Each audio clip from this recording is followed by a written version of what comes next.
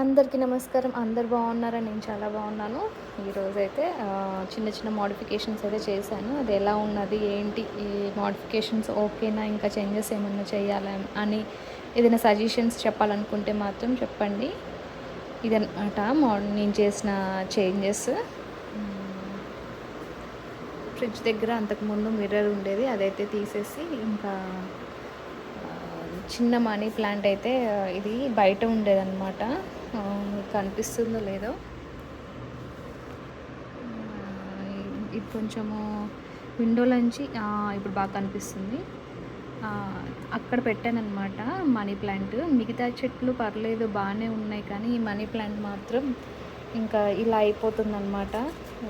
బాగా నల్లగా మాడిపోతున్నాయి, చెట్టు ఖరాబ్ అయిపోతుంది.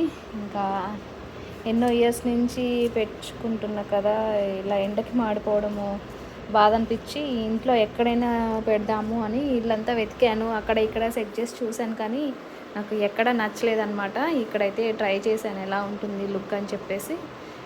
ఎట్లాగో ఇక్కడ విండో అంతా ఖాళీ చేశాను. ఇక్కడ ఏమీ పెట్టొద్దు అని ఫిక్స్ అయినా అనమాట. ఎందుకంటే ఎప్పుడైనా గాలి కోసం విండోస్ ఓపెన్ చేసినా, ఇలా ఓపెన్లో పెట్టి పడుకున్నా సరే, ఇంకా బయట నుంచి బర్డ్స్ కానీ అట్లాంటివి వచ్చి తీసేస్తూ ఉంటాయి, ఖరాబ్ చేస్తుంటాయి. లేదా ఇంకా ఈజీగా యాక్సెస్ అనమాట కిటికీలోంచి. ఇలా నిన్న ట్రై చేశాను అనమాట. కిటికీలోంచి ఫ్రిడ్జ్ డోర్ కూడా ఓపెన్ అవుతుంది, అంత దగ్గర ఉంది. ఈ ఫ్రిడ్జ్ కూడా నేను ఇంకా చేంజ్ చేసి ఇంకా కిచెన్లో పెట్టాలని అయితే అనుకుంటున్నాను. కాకపోతే ఇది కొంచెం వెయిట్ ఉంది కాబట్టి జరపలేక ఎవరైనా హెల్ప్ కోసం అయితే చూస్తున్నాను. నేను చేసిన చేంజెస్, ఈరోజు చేసిన చేంజెస్ అయితే ఇదనమాట. మనీ ప్లాంట్ని అయితే ఇక్కడ తీసుకొచ్చి పెట్టాను. బయట ఉన్నదాన్ని తీసుకొచ్చి ఇంకా ఇక్కడ పెట్టాను. ఈ విండో అయితే నాకు చాలా నచ్చిందనమాట. ఎందుకంటే మన ఇంటికి ఎవరైనా వస్తే మాత్రం ఇక్కడ విండోలో నుంచి చూస్తే తెలుస్తుంది అనమాట ఎవరు వచ్చారు ఏంటి అనేది. వచ్చే ముందు తెలుస్తుంది, ఎందుకంటే అక్కడ స్టెప్స్ ఉన్నాయి కదా, స్టెప్స్ నుంచి ఎక్కుతున్నప్పుడే తెలుస్తుంది ఎవరు వచ్చారు ఏంటి అనేది. అండ్ మన ఇంట్లో ఎంట్రన్స్ దగ్గర నుంచి ఉంటే తెలుస్తుంది అనమాట ఎవరు వచ్చారు ఏంటి అనేది. సో ఇది కొంచెం నాకు నచ్చిందనమాట. అంతేకాకుండా వెంటిలేషన్ కూడా చాలా వస్తుంది. డోర్స్ ఓపెన్ చేయాల్సిన అవసరం కూడా లేదనమాట. కొంచెము కర్టన్ జరిపితే చాలు, చాలా లైటింగ్ అయితే వస్తుంది రూమ్లోకి. అంతకుముందు ఏంటంటే మిర్రర్తో కవర్ చేయటం వల్ల ఇంకా క్లోజ్డ్గా ఉండేది. ఎప్పుడైతే మిర్రర్ తీసి చేంజ్ చేశానో అప్పటి నుంచి అయితే మంచిగా ఉంటుందన్నమాట. లైటింగ్ చాలా ఎక్కువ వస్తుంది. ఈవినింగ్ టైంలో కూడా గాలి బాగా వస్తుంది. ఇంకా ఇక్కడ పేపర్ వేయాలా వద్దా అనేది కొంచెం డౌట్ అనమాట. ఎందుకంటే పేపర్ వేస్తే గాలి వస్తున్నప్పుడల్లా ఎగిరిపోతుంది. అందుకే తీసి అయితే ఓపెన్గా పెట్టుకున్నాను. ఇంకా ఈ చెట్టు పెట్టాను కాబట్టి పేపర్ అయితే ఎగరదేమో అని అనుకుంటున్నాను. ఈ పేపర్ అయితే వేయాలి. ఇంకా దీని కింద ప్రెజెంట్ పెట్టడానికి ఏది ప్లేట్ అయితే లేదనమాట. ఎందుకంటే ఈ మధ్య చెట్లు బాగా ఎండకి మాడిపోతున్నాయి. అవన్నీ తీసి అట్లా లాస్ట్కి పెట్టడం వల్ల, మీకు సరిగ్గా కనిపిస్తుందో లేదో చూపిస్తాను. అక్కడ పెట్టాను అనమాట చెట్లన్నీ. దానివల్ల ఏంటంటే ఎండ ఎక్కువగా వస్తుందన్నమాట. డే మొత్తం ఎండ రావడం వల్ల ఇంకా చెట్లన్నీ మాడిపోతున్నాయి. అందులో అవి ప్లాస్టిక్ అవ్వడం వల్ల ఏంటంటే పగిలిపోతున్నాయి అన్నమాట. ఇంకా చేంజ్ చేద్దాం, ఎట్లాగా రైనీ సీజన్ కదా, చెట్లకేం ప్రాబ్లం ఉండదని నేను అక్కడికి షిఫ్ట్ చేశాను. అవి అక్కడ షిఫ్ట్ చేసిన దగ్గర నుంచి అసలు వర్షాలు పడట్లేదు. చూడాలి, చేంజ్ చేయాలి. అంతకుముందు ఇక్కడ మిర్రర్ అయితే తీసి నేను ఇక్కడైతే పెట్టాను అనమాట. ఇదనమాట మిర్రర్ అయితే ఇక్కడ పెట్టాను. అంతకుముందు విండోకి జాయిన్ చేసి పెట్టారు. నాకు అసలు నచ్చలేదన్నమాట. అంటే వెంటిలేషన్ లోపలికి రావట్లేదు, గాలి వెలుతురు రాదు. విండోస్ ఉండవి గాలి వెలుతురు కోసమే కదా, అవి క్లోజ్ చేసుకుంటే ఏమొస్తుంది అని చెప్పేసి మిర్రర్ తీసేసి నేను ఇక్కడ సెట్ చేసుకున్నాను. ఆల్రెడీ ఒక సీల్ ఉంటే దానికి అటు ఇటు ఇంకా ఈ ఉక్కుకి వాల్ స్టిక్స్ అయితే జాయిన్ చేశాను. ఇవి ఉంటాయా లేదా అనేది డౌట్ అనమాట ఈ వాల్ స్టిక్స్.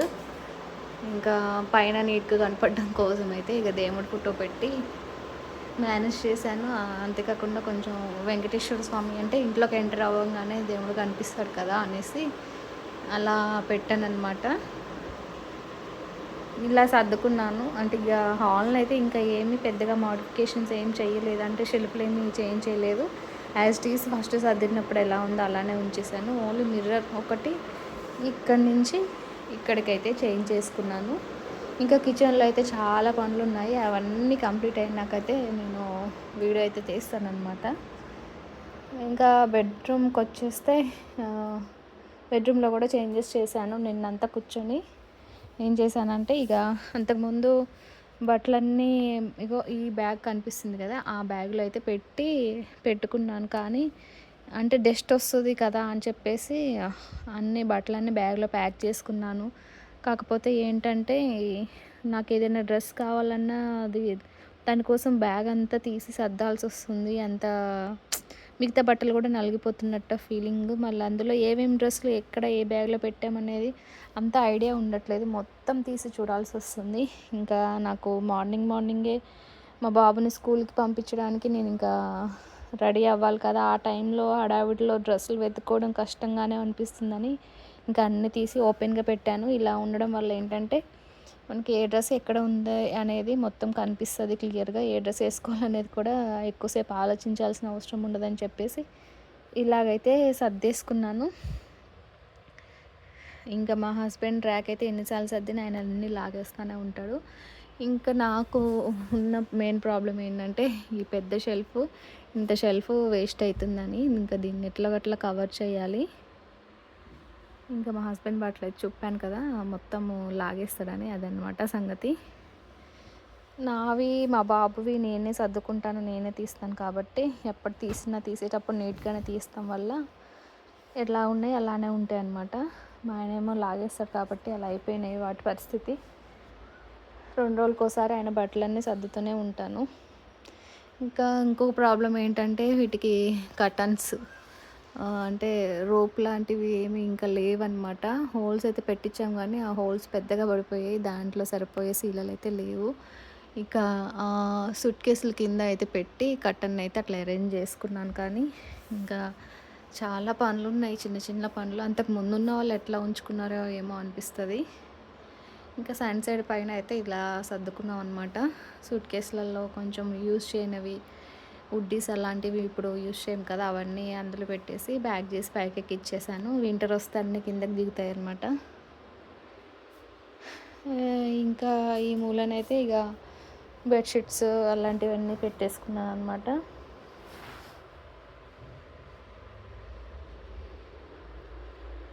అదృష్టం ఏంటంటే మాకు బెడ్రూమ్ చాలా పెద్దగా వచ్చిందనమాట. అసలు మాది డబల్ బెడ్ అనమాట. కింగ్ సైజ్ బెడ్ అనమాట. అసలు మీరే చూడండి ఎంత పెద్దదంటే ఇగో చూడండి 3 పిల్లోస్ పడుతున్నాయి. అంటే ఇంత పెద్దదో మీకే అర్థమవుతుంది. అంత పెద్ద బెడ్ అనమాట. ఇంత పెద్ద బెడ్‌కి అసలు మేము చూసిన చాలా ఇండ్లల్లో ఏంటంటే అసలు మా బెడ్డే పట్టేలాగా లేదు. అలా ఉన్నాయి బెడ్రూమ్స్. ఫస్ట్ బెడ్రూమ్ నచ్చి బెడ్రూమ్ పెద్దగా ఉందని చెప్పి ఇక ఈ ఇంటికైతే మేము ఓకే చెప్పేసి వెంటనే అడ్వాన్స్ అయితే పే చేసాము. ఇంకా ఇటు సైడ్ అయితే విండో తీస్తే చాలు, ఇంకా ఈవినింగ్ దాకా లైట్ వేయాల్సిన అవసరం ఉండదు. బెడ్రూమ్లో అంత బ్రైట్నెస్ ఉంటుందన్నమాట. కూలర్ అయితే ఖాళీ చేసేసి పైన ఇద్దాం అనుకున్నాను 10 days బ్యాక్. కానీ వాతావరణం అయితే సమ్మర్ కంటే ఘోరంగా ఉందన్నమాట. ఇంకా ఈ కూలర్ ఇక్కడే ఉండిపోతుంది. ఏమో ఇంకా ఈ రైనీ సీజన్లోనే ఇలా ఉందంటే వింటర్ అంటున్నా, సమ్మర్లో చచ్చిపోతామేమో అనిపిస్తుంది ఒక్కోసారి. ఎందుకంటే పెంట్ హౌస్ కాబట్టి చాలా వేడిగా ఉంటుంది. ఇవి పాతకాలం ఇల్లులు కాబట్టి మనకి పైన వెంటిలేటర్స్ ఇచ్చారు. ఇంకా క్లీన్ చేసుకునేటప్పుడు వాటర్ పోవడానికి హోల్స్ కూడా ఇచ్చారనమాట రూమ్ టు రూము. అదొకటి నాకు నచ్చింది. అంతకుముందు ఏంటంటే అపార్ట్మెంట్లో ఉన్నప్పుడు మేము ఎప్పుడైనా ఇల్లు కడగాలంటే కడగడానికి లేదనమాట, ఓన్లీ తుడవడమే అలా ఉండేది. కానీ ఈ ఇంట్లో ఏంటంటే కడిగే ఆప్షన్ ఉంది. హ్యాపీగా ఫెస్టివల్స్ అన్నప్పుడు క్లీన్ చేసుకోవచ్చని అనుకున్నాను. ఇదనమాట. ఇక అటుపక్క వాష్రూము, వాష్ బేసిన్ అదంతా ఉంటుంది. ఇంకా ఎక్స్ట్రా సిలిండర్ అయితే అక్కడ పెట్టుకున్నాను.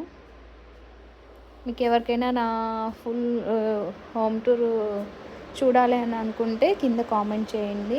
వీడియో తీయడానికైతే ట్రై చేస్తాను. Thanks for watching.